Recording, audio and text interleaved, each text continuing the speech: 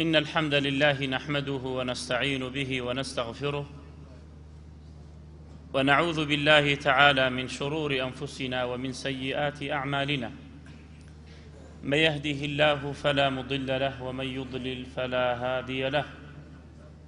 وأشهد أن لا إله إلا الله وحده لا شريك له،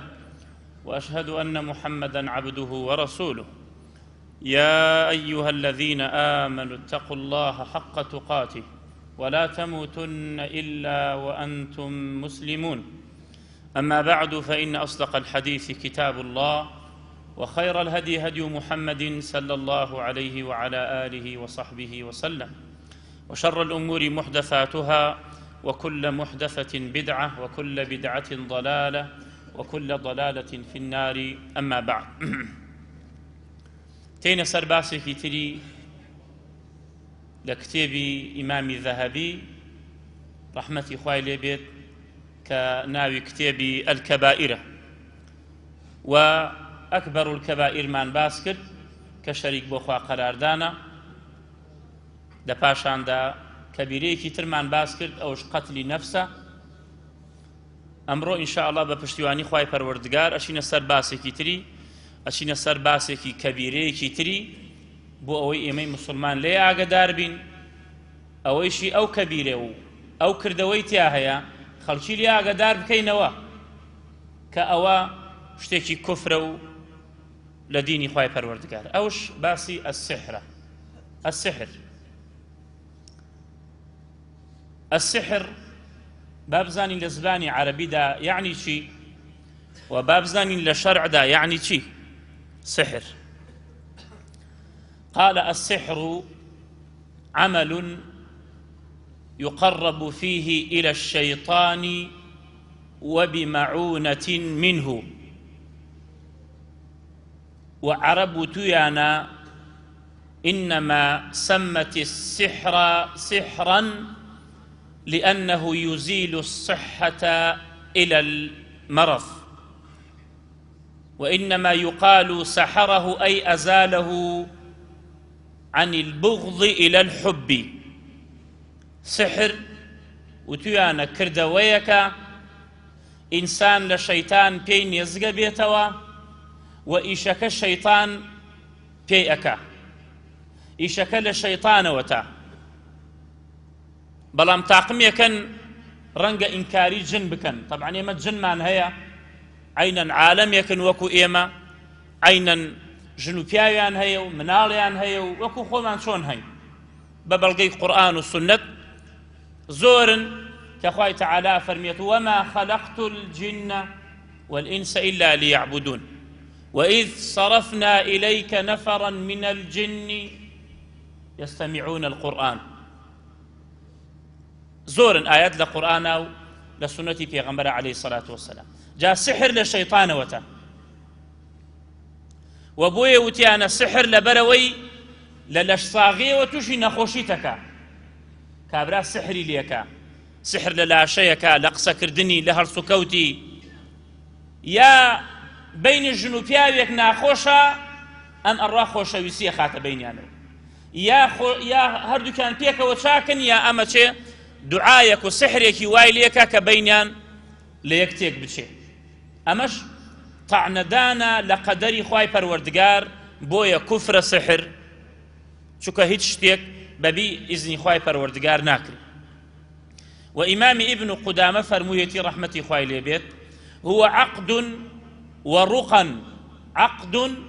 ورقا يتكلم به أو يكتبه الساحر أو يعمل شيئا يؤثر في بدن المسحور أو قلبه أو عقله من غير مباشرة له. أويا عقد ورقا. عقد إساكتو زكام بوا ولله الحمد. جاران زور بو أو دزق سبيانا زور تنبيني بوتان دزق سبي أها قريبي وبو هر لبان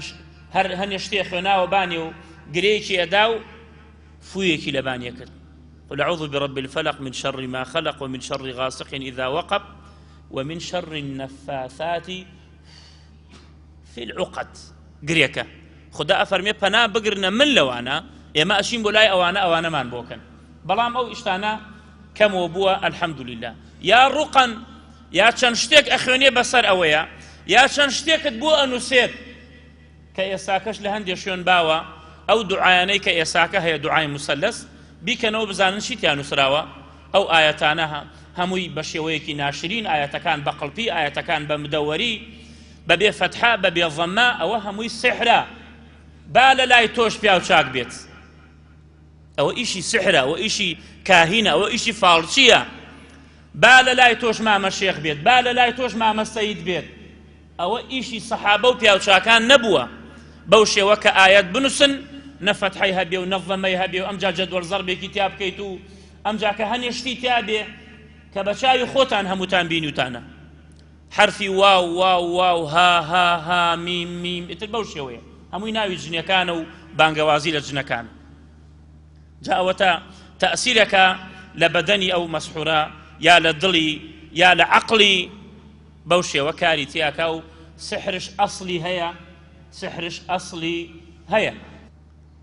سحرش ئەسڵی هەیە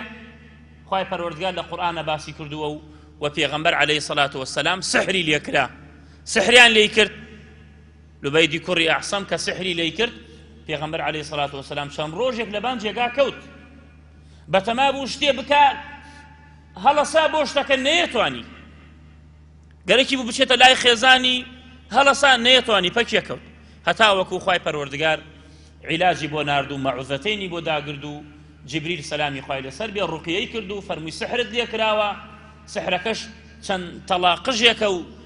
لول کراوە و لەگەڵ هەنێشتا ئەوە تا لە فڵانە شوێنە ئەوە بوو دەریان کرد و بردیان پێغەمبەر عەلەیهی سەڵات وەسەلام سوتانی و لە ناویدا و ئەمجاکە بە ئیزنی خوای پەروەردگار شفایدا ووتویانە هو اتفاق بين ساحر وشيطان سحر اتفاق لبين أنبياء وأم بنا وسيدة يا أم بنا وشيخا لقل شيطان يكا علاقيان بستوة على أن يقوم الساحر بفعل بعض المحرمات أو الشركيات في مقابل مساعدة الشيطان له وطاعته فيما يطلب منه أويا علاقەیە هەیەکە لەبین ئەم ساحرە و جنۆکەکان شەیطانەکان جا چەنێ ئەم ساحرە ئیشی ناشەرعی بکات ئەو شەیطانە ئەوەنە ئیشی بۆکە چەنێ کوفر و خوڕافەتی هەبێت ئەم شەیطانە زیاتر ئیشی بۆکە بۆ شەیطان ئیشی پێکرێ ئێوە ئاەتان نەخوێناوە لە سوورەتی خوای تەعالا باسی سولەیمان پێغەمبەرمان بۆکە لە سوورەتی ئەننەمل قال عفريت من الجن أنا آتيك به قبل أن تقوم من مقامك عفريت من الجن وتي من عرشي بلقيس بود ينم أي سليمان لو سري زاوية أمش لم سري زاوية بوت أهينم بيشوي هرسي لجيقاكي خود بوت أهينم وببي أوي دسكاري بكمو من بتوانام بسري وو إساك بوتجدين شيطان إيشكا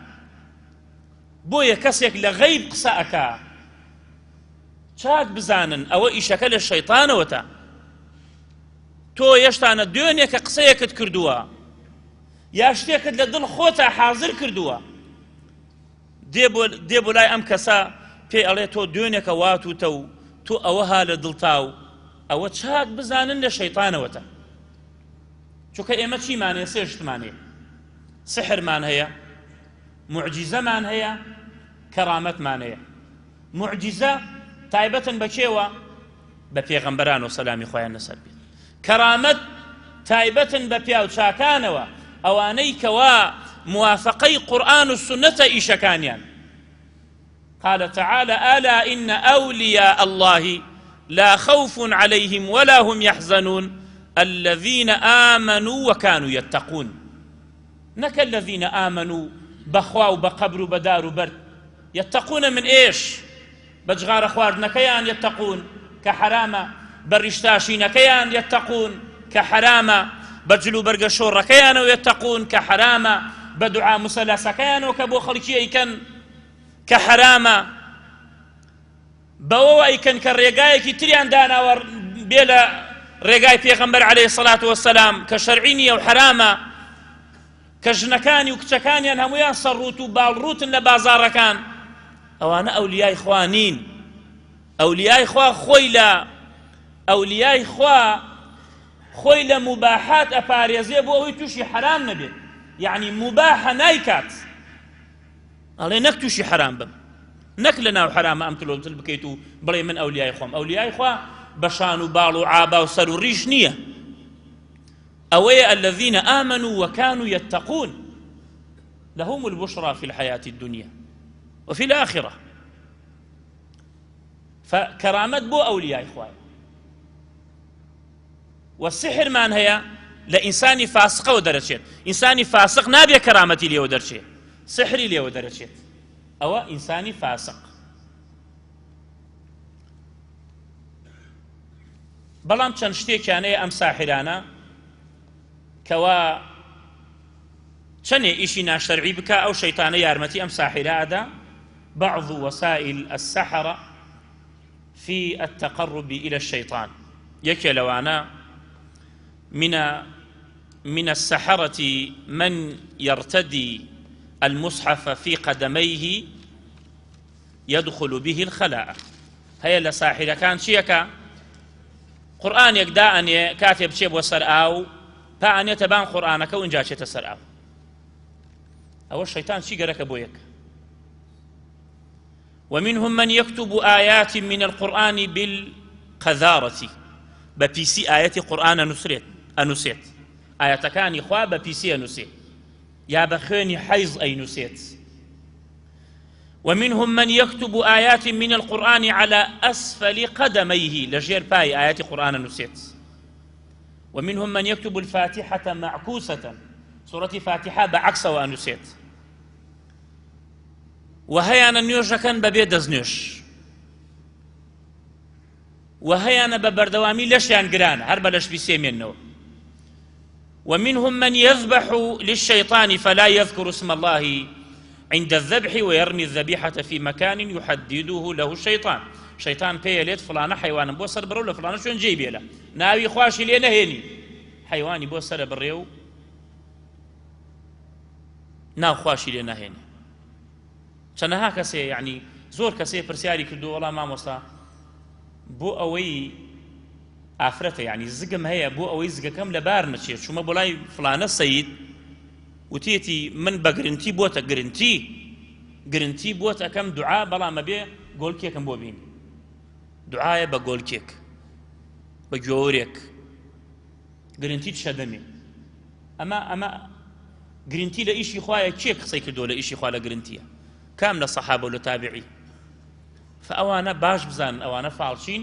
أوانا كبيغمبر عليه الصلاة والسلام فرميت هر كس يتشوب ولايان وباوريان بيبكا بويكايرين كفري كردوه بقرآن كفرت كردوه بقرآن بلان باورت بي نبي بويكايرين شل روج نوشد قبولنية يك برسياري كي ليبكي نكن برسيار لوانا بكن يك برسياري ليبكي باورشي بينكي شل روج نوشد قبولنية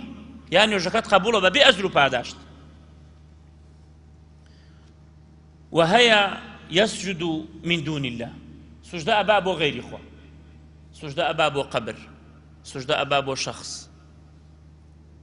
والله لشنشون بنيمة برب الكعبة أواني وادو بشك أخون وموس أخون دو بشك أخون أما همو يهر حرامة لكام آيات حلال كراو دو بشك لكام آيات حلال موس بخوي موس لكام آيات حلالة بيالة بخوي لكام آيات حلالة كقلوب بخوي برب الكعبة بياني عرق يخواردو شايد من سرم قصية بياني عرق خور بمن أمدي بشاوي خوم يوارش قلوب يخوارد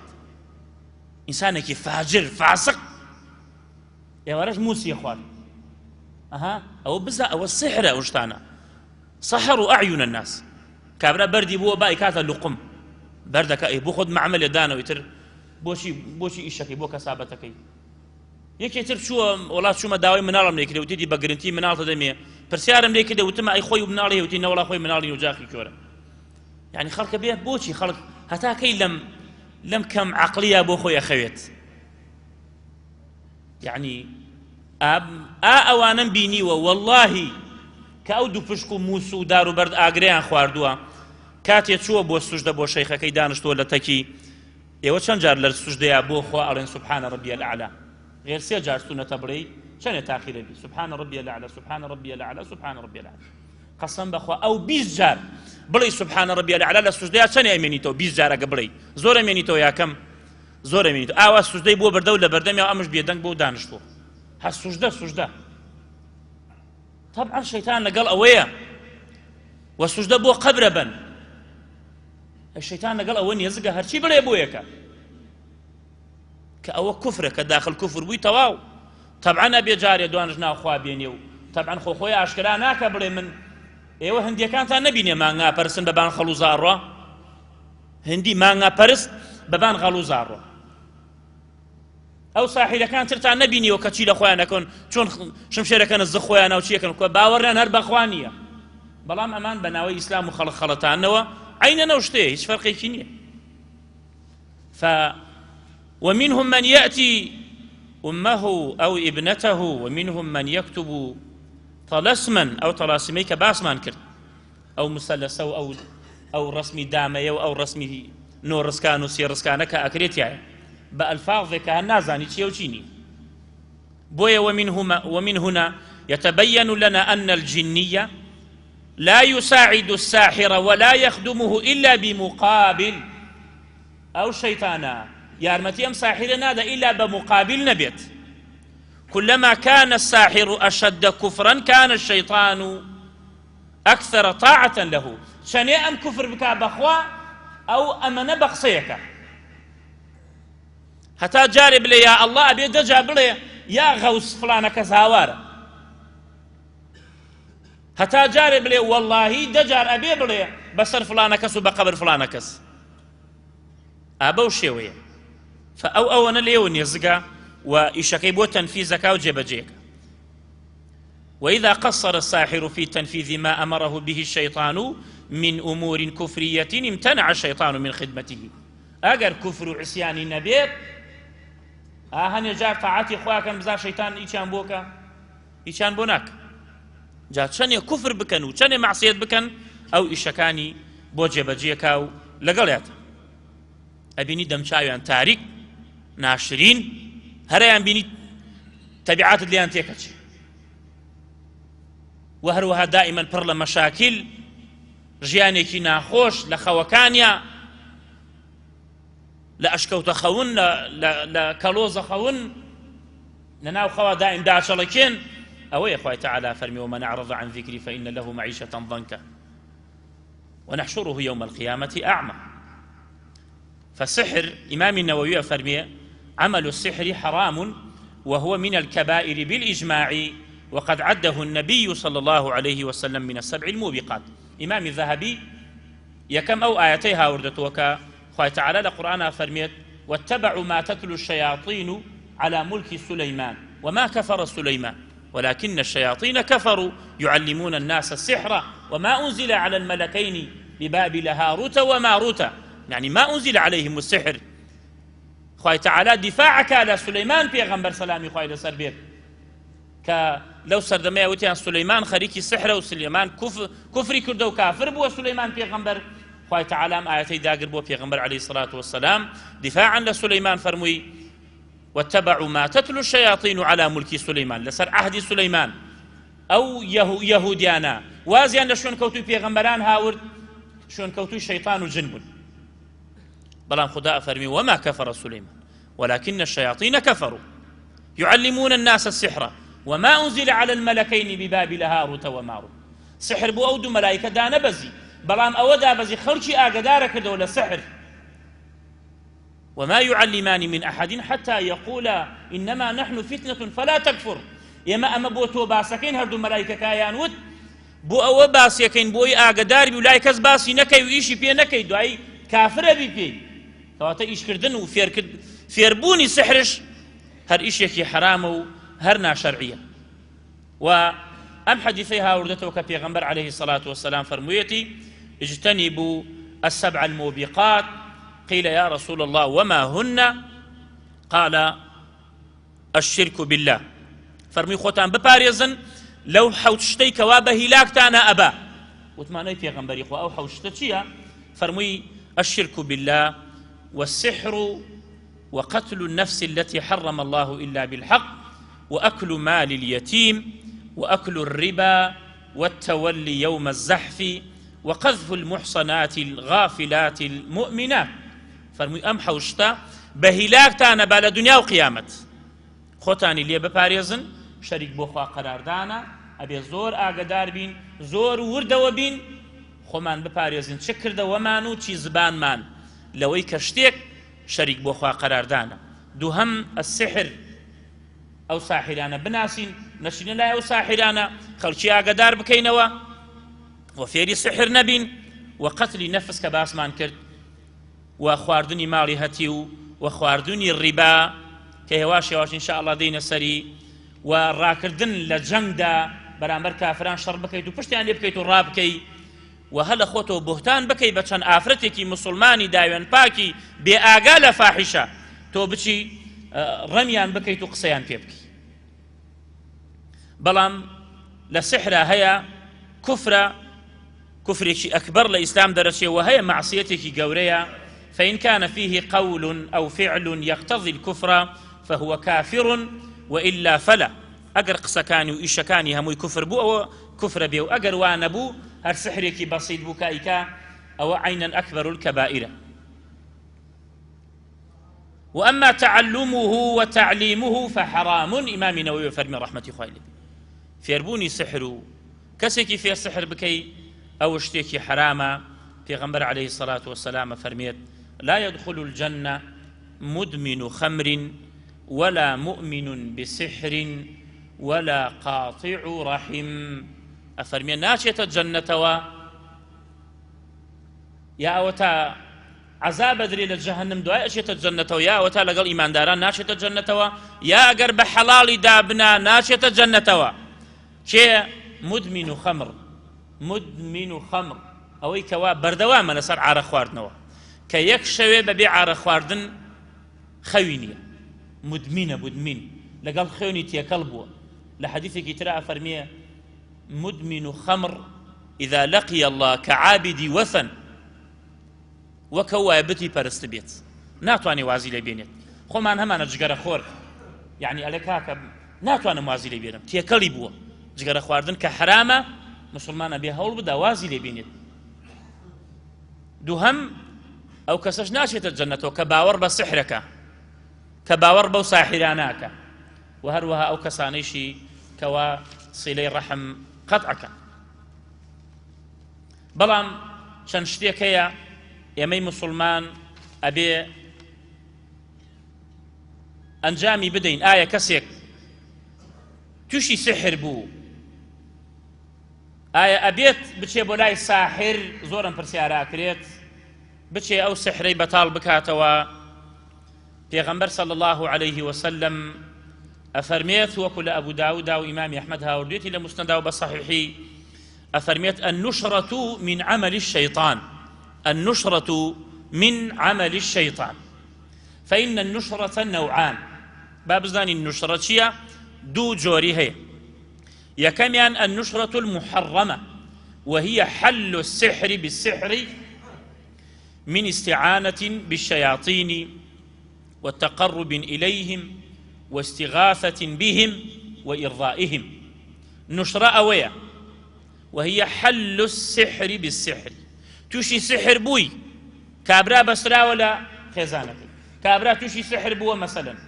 بيني تواونية كابرا توشي سحر بوه صحتي تواونية كابرا توشي سحر بوه هلا سيو أكويت سحريان ليكردوه. أما حرام بچي بولاي ساحريك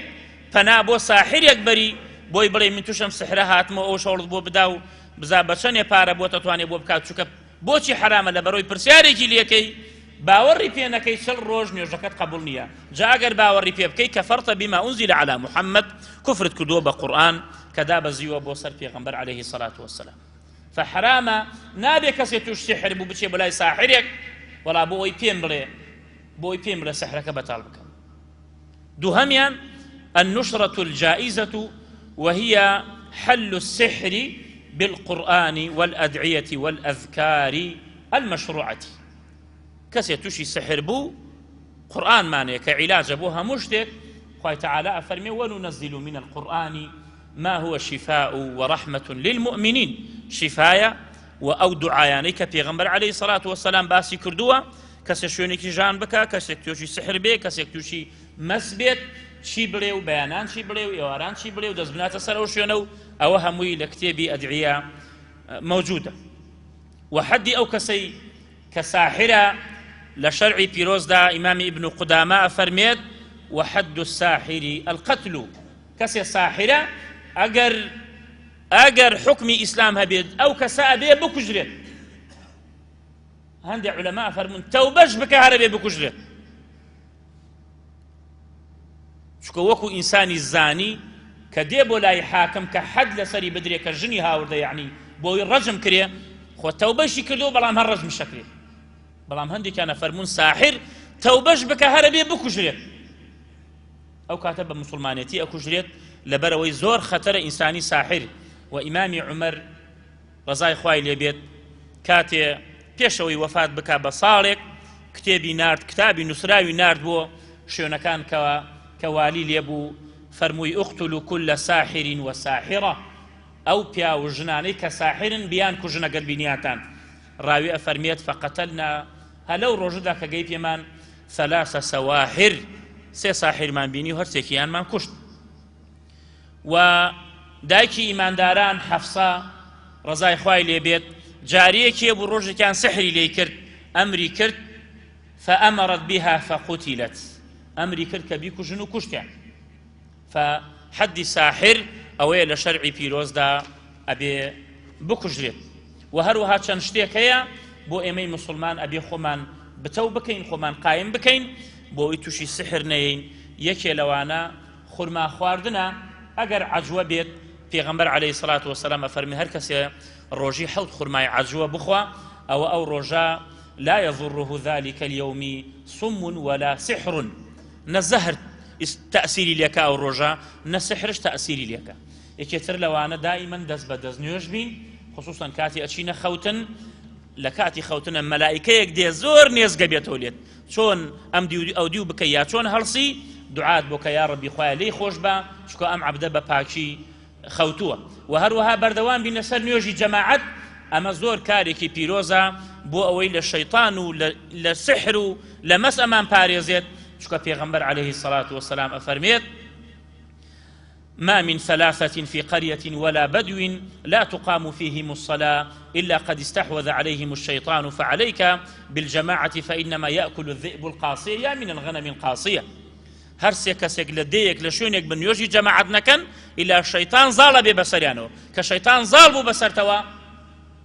ئەوە چییە بێ تووشی مەسەبی تووشی سحرەبی. بەڵام ئەگەر نوێژی جەماعەتت کرد شەیطان لێت دوورەکەوێتەوە. و هەروەها کاتی ئەچینە ناو نوێژەوە پێشەوەی سورة الفاتحة بخين لدواي تكبيرا بلين الله أكبر كبيرا والحمد لله كثيرا وسبحان الله بكرة وأصيلا أعوذ بالله السميع العليم من الشيطان الرجيم من همزه ونفخه ونفثه. همزه يعني صرع جنون ونفخه يعني كبر ونفثه يعني شعر.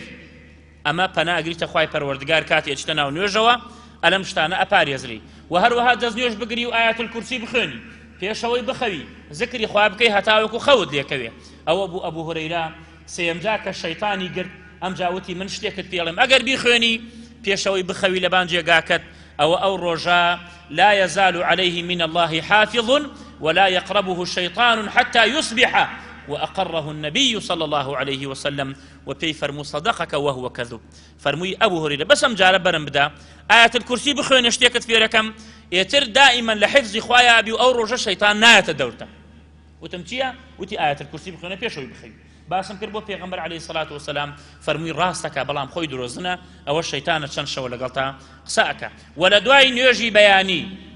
صد جار ذكر يكمانية بخوين بلين لا إله إلا الله وحده لا شريك له له الملك وله الحمد وهو على كل شيء قدير. صجار كانت له عدل 10 رقاب وكتبت له 100 حسنة ومحيت عنه 100 سيئة وكانت له حرزا من الشيطان يومه ذلك حتى يمسي ولم يأت أحد بأفضل مما جاء به إلا رجل عمل أكثر منه صد جار لشون يكاداش بلين لا إله إلا الله وحده لا شريك له له الملك وله الحمد وهو على كل شيء قدير أو رجاء لحفظ خواياته شيطان يزقد ناكويته وهروها كاتتين مزقوتوا بباي الراس لين أعوذ بالله العظيم وبوجهه الكريم وسلطانه القديم من الشيطان الرجيم پیغمبر عليه الصلاة والسلام أفرميت هركسي أما بلي شيطان أريد